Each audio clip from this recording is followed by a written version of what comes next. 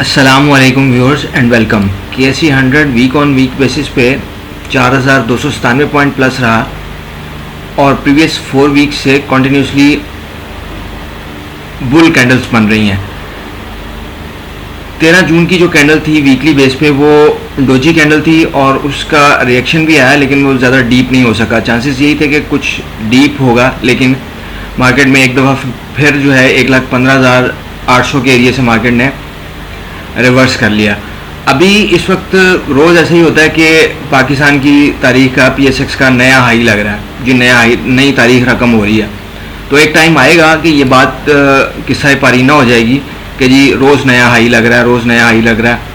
फिर ये मुद्दतों जो है वो एक टॉप लगा रहेगा और फिर प्राइस उससे नीचे ही ट्रेड होती रहेगी, जैसा कि ये माजी में भी बहुत सारी जगहों पे ऐसे नज़र आया। 2017 में, ज़्यादा पीछे नहीं जाते तो 2017 को ही अगर देख लें तो 53,000 का हाई और फिर 2020 तक कोविड और पोस्ट कोविड रैली जो थी उसमें 27,000 तक प्राइस रही और फिर ब्रेकआउट के बाद वो सारी एक लंबी स्टोरी है। कटिंग इन शॉर्ट हम करंट टाइम फ्रेम में आते हैं तो अभी मार्केट ने ये इस एरिया को रेजिस्ट किया है, ये जो ऊपर मैंने ट्रेंड लाइन ड्रा किया और अभी ब्लैक कैंडल बनी है 68 पॉइंट मार्केट माइनस। एक टाइम पे तो मार्केट 2000 पॉइंट से ज़्यादा प्लस थी, लेकिन मार्केट उसको सस्टेन ना कर सकी।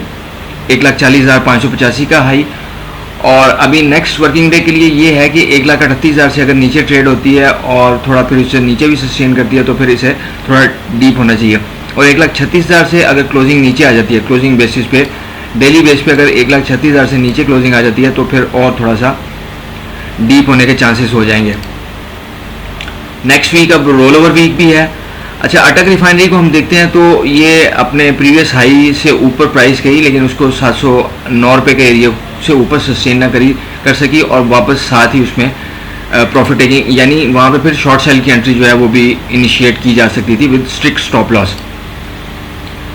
सेकेंड टायर शेयर्स बल्कि third tier shares penny stocks भी परफॉर्म कर रहे हैं। दीवान फारूक स्पिनिंग मिल जो है वो 2.5 रुपये से उठ के तो 8.5 रुपये का एरिया और ये इसका रेजिस्टेंस एरिया भी बन रहा है। 2017 और 2011 के हाई जो हैं, इसका हिस्ट्री हाई अगर देखेंगे तो 2005 से जो डाटा अवेलेबल है उसमें 14 रुपये है और दरमियान में अगर बात करेंगे तो 11 रुपये 50 पैसे।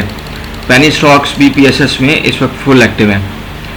बर्जर ने ये ट्रेंड लाइन को थर्ड टाइम टच किया और ये इसमें ब्रेकआउट का पोटेंशियल मौजूद है। एडजस्टेड प्राइस में इसकी हिस्टोरिकल हाई जो है 250 रुपये बन रहा है। रीसेंट रेजिस्टेंस जो है वो 119 रुपये और सपोर्ट जो है वो 110 रुपये का एरिया बनेगा। ट्रेंड इसमें बुलिश है। ट्रीट ब्रेकआउट लेने की कोशिश करता है, लेकिन फिर वो यहाँ पे तो कंप्लीट ब्रेकआउट था एक हिसाब से, लेकिन वो फेक आउट हो गया और अभी फ़िलहाल ये साइडवेज में है। 23 रुपये इसकी सपोर्ट है और 25 रुपये इसका रेजिस्टेंस एरिया है। मैपल लीफ एक अच्छी मूव बुल देने के बाद अभी फ़िलहाल ये समझें कि साइडवेज में चल रहा है और ट्रेंड इसका बुलिश ही है। शॉर्ट टर्म सपोर्ट 82 रुपीज़ और फिर नीचे ये गैप आ जाएगा 81 रुपीज़ का।